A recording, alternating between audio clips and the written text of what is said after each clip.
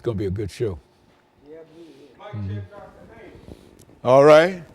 The Lord is my shepherd, I shall not want. He maketh me to lie down in green. He leads me beside still water. Yes, sir. This is Pastor Kelvin Walker. Lord is Dr. Haney's shepherd. He shall not want. Sure is. Don't want for anything now. Yeah.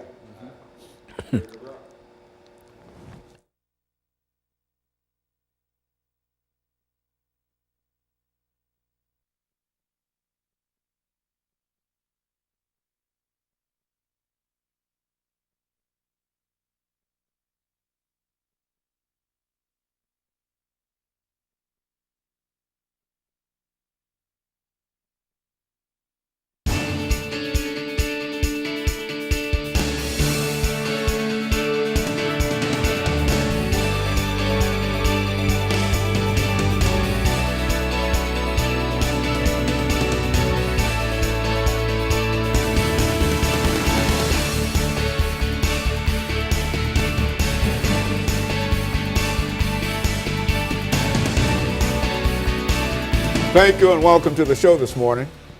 The topic this morning is empowering African Americans for political.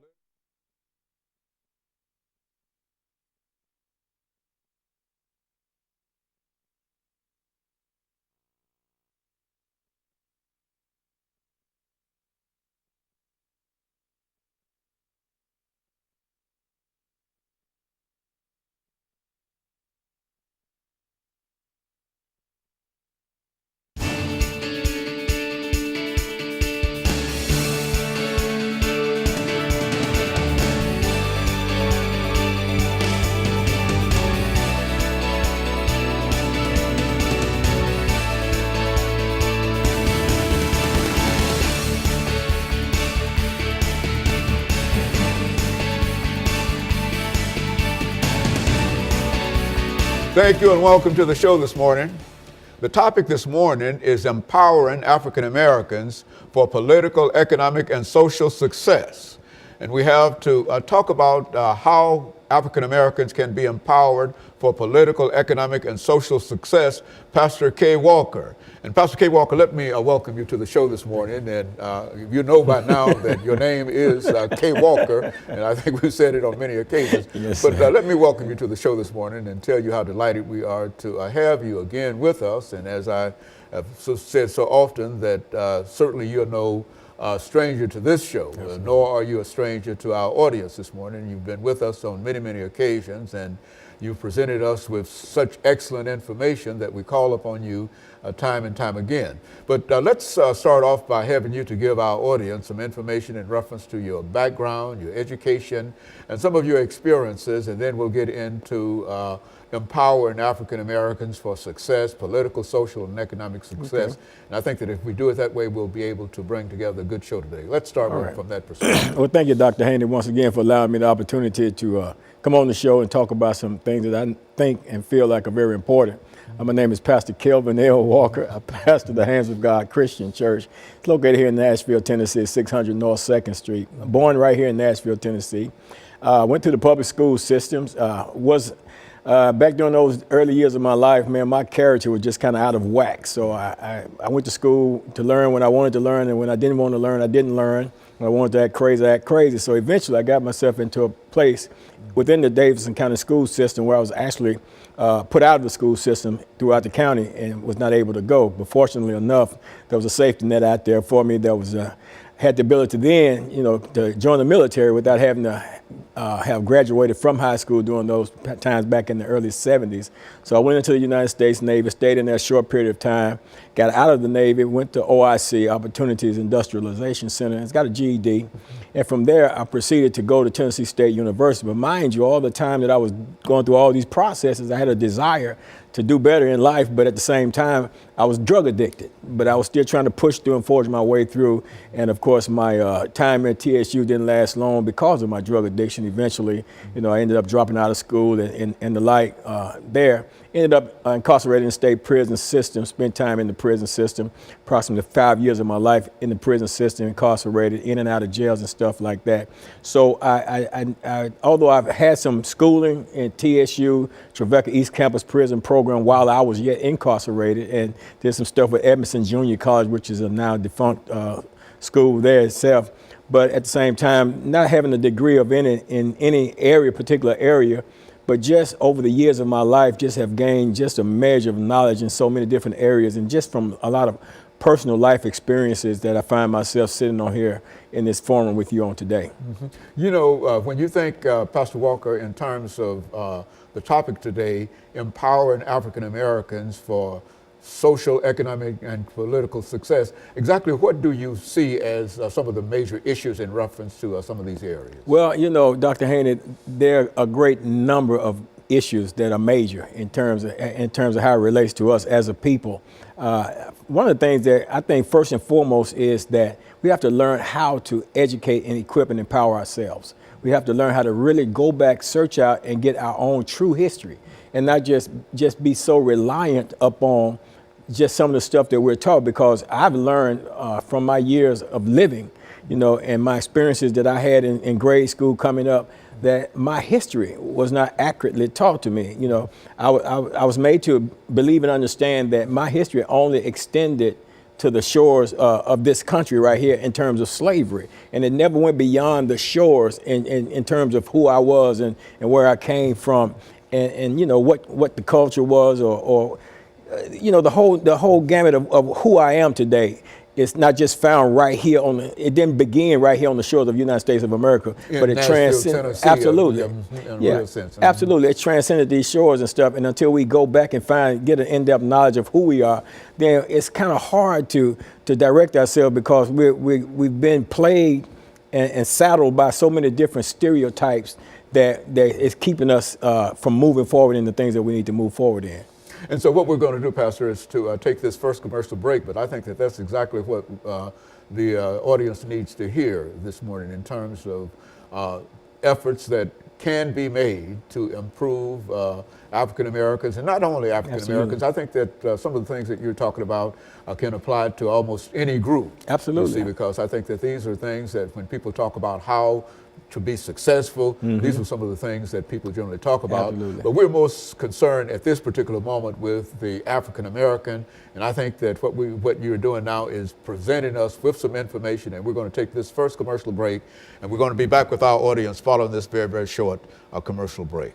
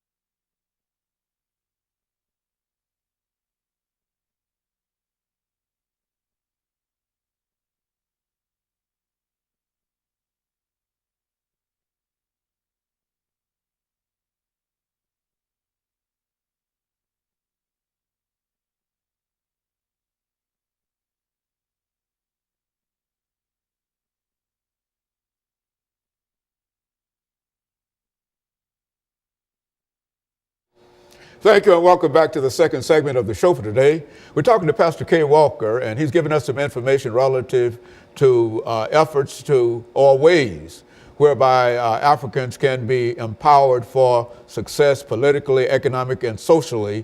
And so let's pick up, Pastor, in terms of how African Americans can be empowered, that is, given the power to be successful in the various areas that we've already identified. Why don't you start us off with that kind of information? I think, Dr. Haney, as I indicated, with the knowledge of ourselves, someone once said that we can, with confidence, chart a course for our future.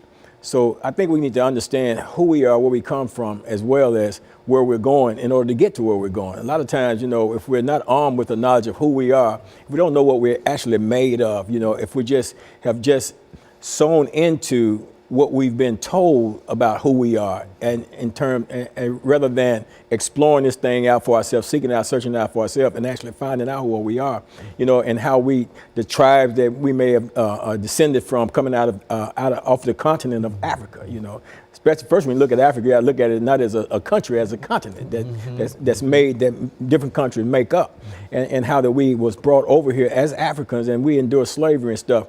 But even beyond that, to understand, Dr. Haney, that some of the stereotypes that we've been taught as African Americans in this country, that we need to, as an adults, train our children. One of the things that a lot of things that's missing is that we're not training our children in the way that a lot of times we should be trained, with a lot of the knowledge that we should be giving them in terms of who they really are and what they can accomplish. See, there's so many things that's been put out into our psyche, into our mindset, that suggests that that we're lazy.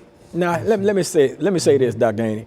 Now, when Americans were slaves in this country, we was the most valuable resource. We was a hot commodity over here.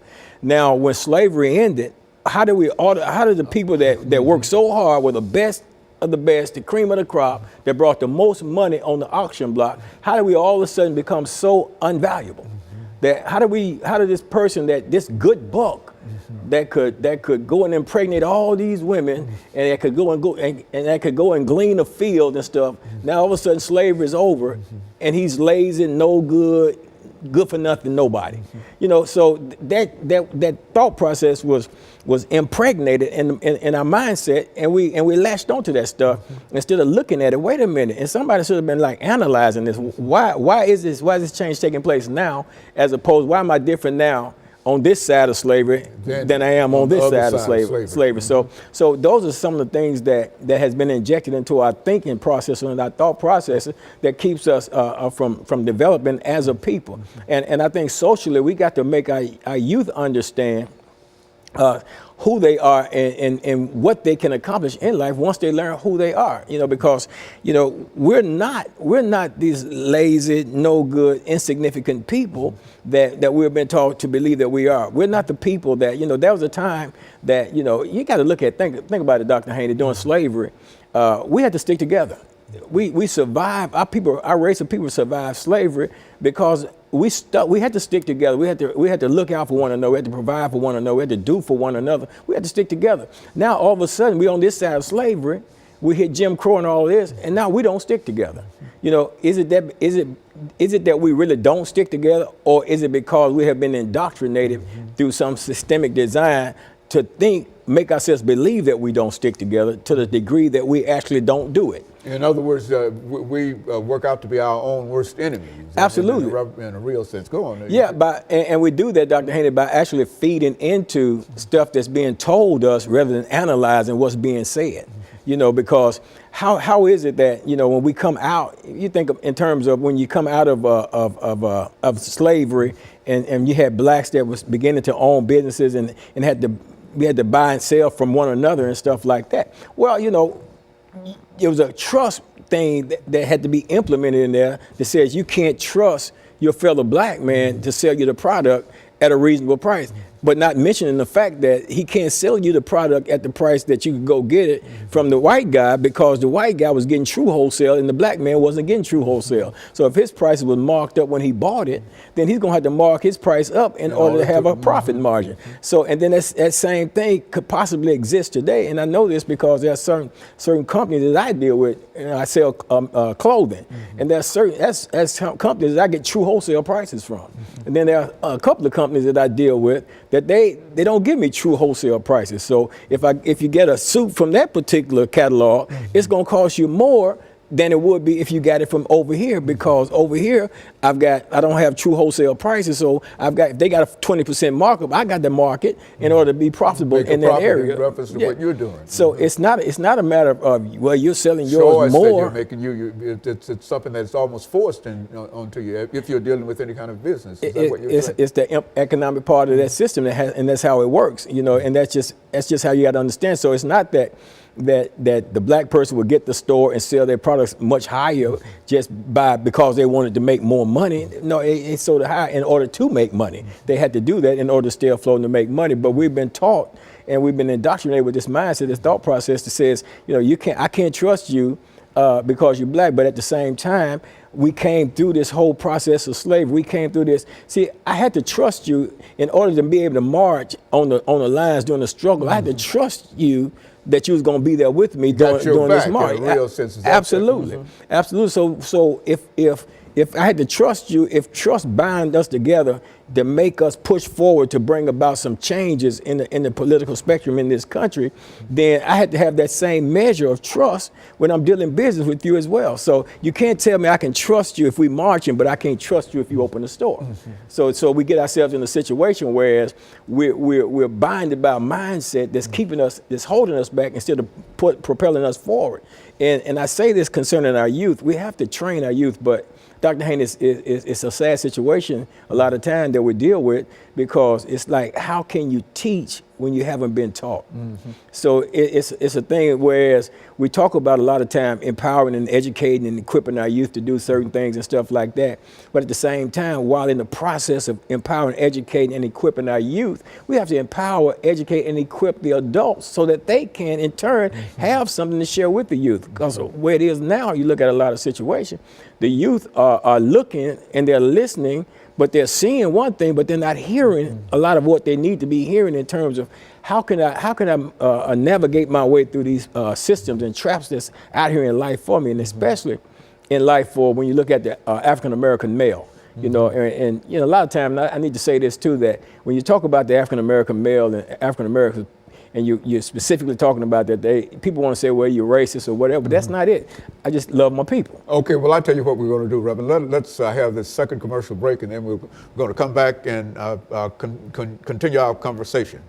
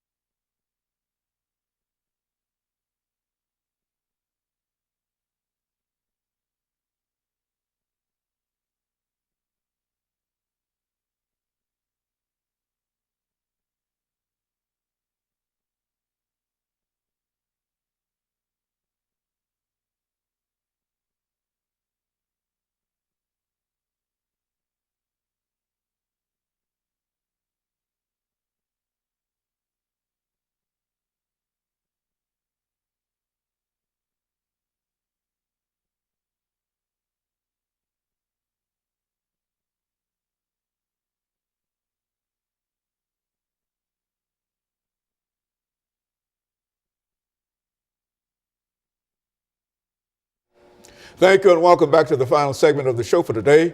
We're talking to Pastor K. Walker, and he's giving us some information of dealing with the political, social, and economic aspects of the African American and how the African American can be empowered through learning and the knowledge of himself. And so, Pastor, let's see if we can pick up where we left off the last time, but especially I'm concerned about not only the African American race, but I'm also concerned specifically about young African American males in the African American race. What can we say in reference to what they should do? You know, Dr. Haney, I firmly believe that the man is supposed to be the head. He's supposed to be the shield, the protector, the covering. You know, he's supposed to be the strength, you know, of the family unit, you know. And if you can weaken the strength, if you can destroy the strength of the family unit, then you can destroy the family unit. You know, you can pretty much hold anything else, you know, at bay. You know, the Bible says if you bind the strong man, you know, if you bind the strong man, whatever is in the house, whatever goods, you can spoil his goods and everything like that. So we live in a culture where oftentimes the black African American male is under attack, and a lot of times not even realizing the design of the attack that they're under. You know, just say for example with the pants, people walking around with their pants down. You know, okay, if that's a dress style, I don't quite get it. I don't understand it. And time from time, I ask young African American men, you know, why do you do that? And I've not been able to get an answer. Nobody can ever tell me. But then I hear people say, well, you know, that came from the prison. Well, Dr. Haney, I've been to prison. And during my time in prison, that wasn't the case. People weren't walking around with their pants hanging off like that, you know, indicating, you know, that they were open for homosexual activity or what have you. But, you know, that to me, I think it was a creative design through the music industry. You know, you had people like Criss Cross coming out here wearing their clothes backwards and stuff like that back some years ago. And then you got the rap videos and stuff like that. Because see, when I was coming up in my day and age, you know, I'm almost 60 years old. In my day and age coming up, you know, we had music that had messages in it, you know. I mean, you know, James Brown was talking about say it loud, I'm black and I'm proud, and, you know, different things. Earth, Wind, and Fire talking about keep your head to the sky, true devotion, and different things like that. But now you got music now, and then you got the video aspect of it. You know, back in my day, they had the black exploitation movies, you know, Superfly, The Mac, and Across 110th Street, you know, all those movies like that sent us in a direction away from our true identity and who we are in terms of how to be successful in life here in America.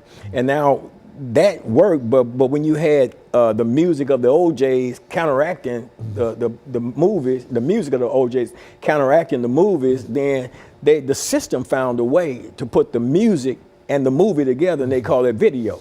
And then they took the lyrics and changed the lyrics, and they call it rap. And a lot of the raps, the dirtier the rap is, the more garbage it spits out, the more degrading it is toward our women, the more violence it shows, the more sexual immorality it shows and things like that, the more money the artists are making.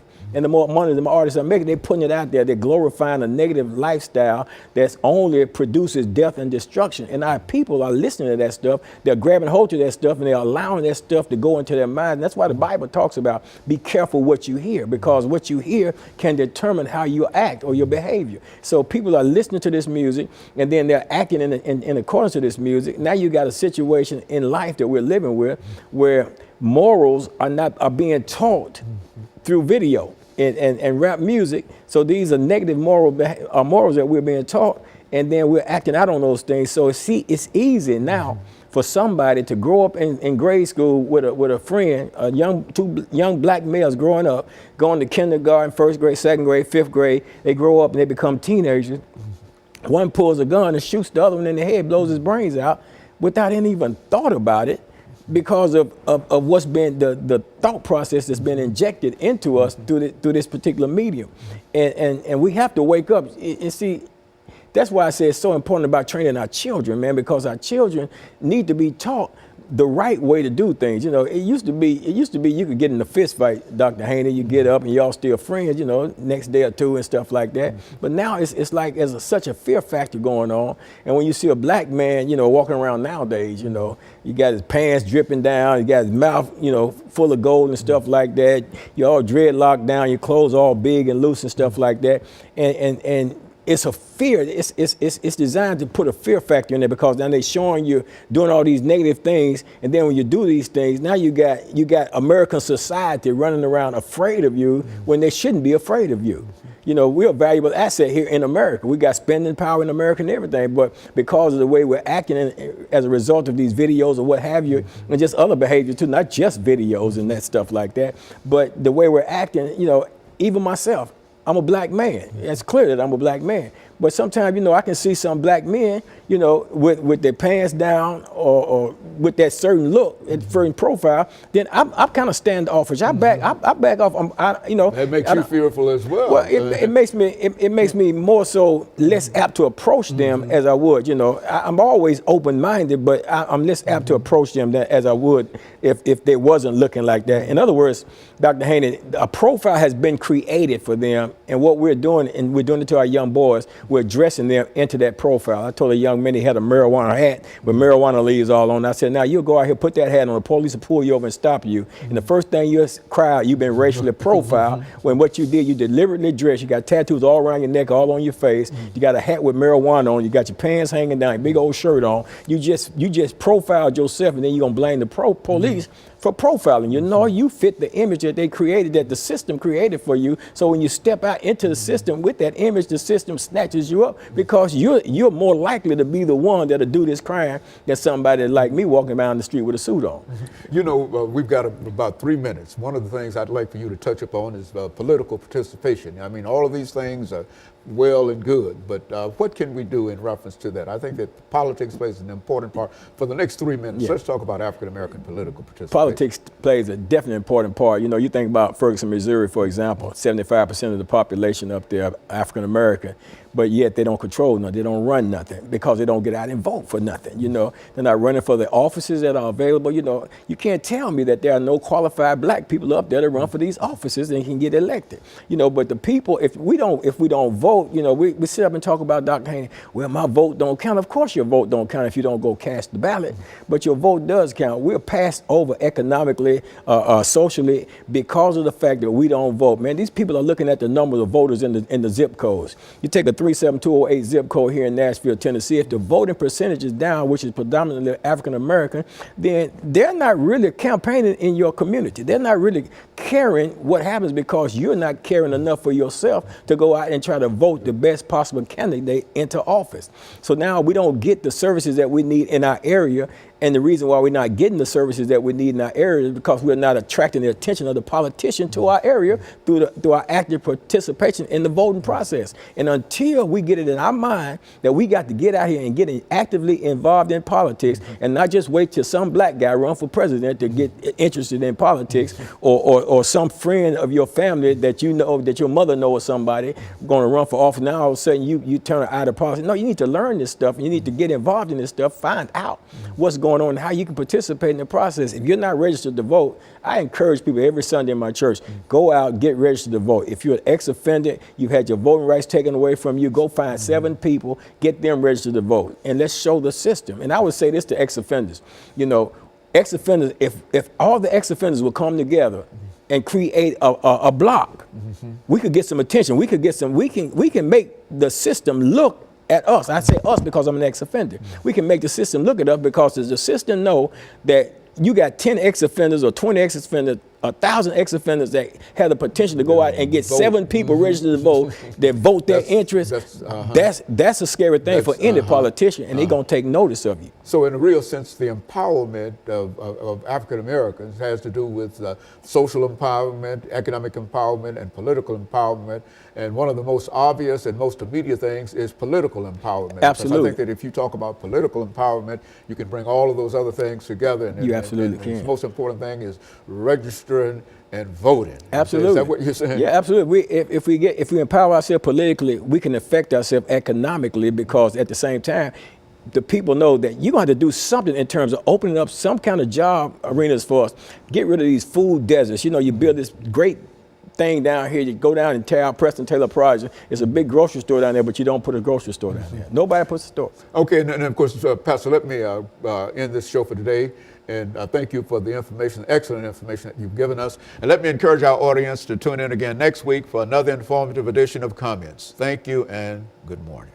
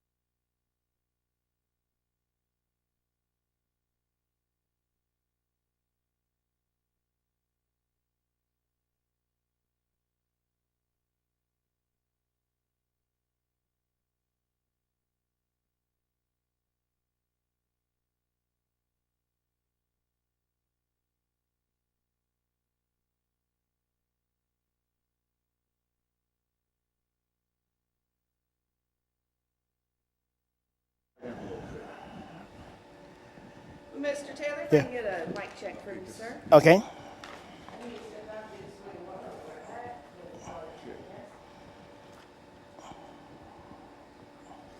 Okay, Brother Taylor, we're Yes, going to sir. deal with African American and literacy. Okay. Is that all right? Yes, that's fine. Okay. And I will be dealing with it, through the way I've been training myself, to deal with it. Well, however you want to deal with it. Okay. See, and so this was supposed to be our last show, Okay. but we had to make arrangements. Okay. Because we had 2 cancellations. Okay. And so we were able to sit in here at 1:45 to 2:30. Get here early, hopefully this last show. Yeah, you got that. Yeah, I'm getting it out of here. Okay. Thank you very much. Yeah, I need to refix that. Perfect, and I need to read it. Okay.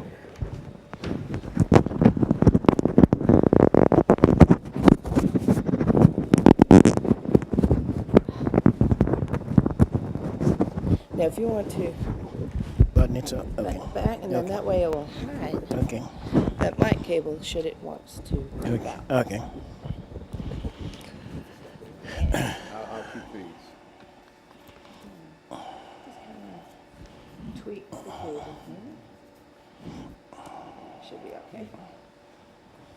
Okay, Brother Taylor, Okay. what we'd like to do today, Professor Taylor, is to talk about African Americans and literacy. Okay. That's essentially what we want to do. Okay. And so I'll introduce the topic, African Americans and literacy, and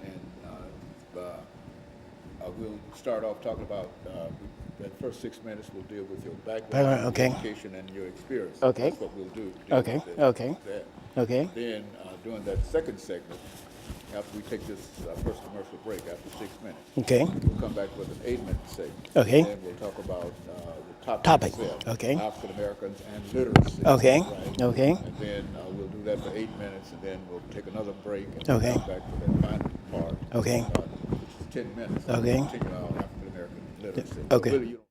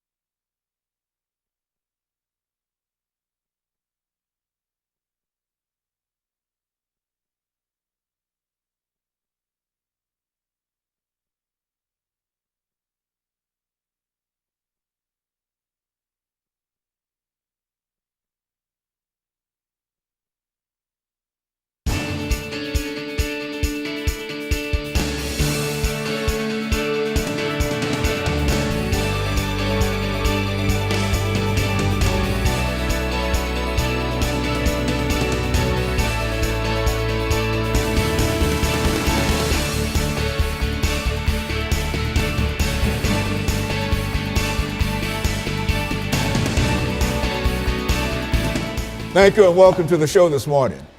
The topic this morning is African American literacy, and we're fortunate to have with us to talk about African American literacy, Mr. Gregory Taylor, who is a researcher dealing with the African American experience. And Professor Taylor, Mr. Taylor, let's see if we can get from you some information dealing with your background, your education, and some of your experiences. And then we'll be able to get into African Americans and literacy after this first commercial break, which will give us 8 minutes and then 10 minutes to complete this project for today. Okay. So let's talk about your background, your education, and your experiences, Okay. Mr. Taylor. Dr. Haney, I am from Tuscaloosa, Alabama, a little town called Northport. Went to high school at Riverside High School and Tuscaloosa County High School. And we went to college at Selma University. And we also did some research in the areas of background. And I did substitute teaching, certified teacher's assistant. I was also a substitute librarian. And we did a lot of research. And all the while I was in school, I was doing substitute teaching. And then I became a certified teacher. And having gone from different class to class, school to school as a substitute teacher taught me a lot. And the superintendent of one of the school systems in Atlanta hired me as a substitute teacher. He wanted me to teach mostly English classes. And he wanted the students to hear the language correctly spoken. And I was not that good of a writer. I actually called myself a scribbler. But what we did learn was that it was helping the kids to see the language being spoken. And my experiences has taught me that a lot of teachers can teach from the book. A lot of teachers have been certificated, but they're not certified. You know, and they know the language in terms of the laws of English and things like that. And you have what I call the speaking world, the thinking world, as well as the reading world. And there's different kind of thought in each one. And so I brought all of these things together. And the book that I have written is called Unrefined Thoughts for Thinking for Learning. And that book is designed to connect the totally illiterate, the functionally illiterate, with those that are literate. And these are the areas of these experiences in this particular area. When you think about, Professor Taylor, the African American experience, and especially when you talk about literacy, and I think when most folks think in terms of literacy, they think in terms of reading and writing. You know, you say a person is literate, he's not. But now, when you think about the ability for African Americans to read and write, why don't you start in your earlier experiences in terms of your knowledge in reference to it, and where did we first come into contact with the written word? Okay. Well, for me, I recall my mother teaching me the Bible. And this is very interesting, Dr. Haney. My mother made me feel guilty when I could not pronounce a word when she was teaching me the Bible. And I learned later that she did not know phonics. And you have a lot of teachers today in the schools who make their kids feel guilty if they didn't know certain things, so that the child will refrain from asking them different questions like that. And in kindergarten, I quit kindergarten because I was afraid of my teacher's voice, and my mother allowed me to quit. And I have learned, I attended the National Black Education Association here, and I sit in on the class, Why Johnny Can't Read. And it was spoken how a lot of African American males in preschool or kindergarten were ridiculed, embarrassed, and this planted negative thoughts in them when it comes to learning. And this is one of the things that has made me very sensitive in this area when it comes to training and the voice of the teacher, that type of thing. And that's the experiences that I recall in those basic years in getting started. And that's very important. You know, I've did speaking engagements in Atlanta in literacy agencies where kids were learning to read, and they had a lot to say about their negative memory of how the teacher made them feel. And in the book, How to Talk So Kids Will Listen, and Listen So Kids Will Talk, it speaks about how a child may not know how to tell you how you made them feel, but they know how to feel, you know. And so all of these things are basic things. They're affecting our education. I'm reminded of the lady of the Children's Defense Fund. She said on 2005 NBC News that our kids are being prepared in prenatal for prison. And Dr. Alvin Poussaint at Vanderbilt Medical School 2012, he spoke of how we must go into the prenatal area to help our kids today, how they have been imprinted, and the womb is their first world. So I'm one who see education which starts there, and we need to go there to help. Okay, and let's take this first commercial break. Okay. And we'll be back with our audience following this very, very short commercial break.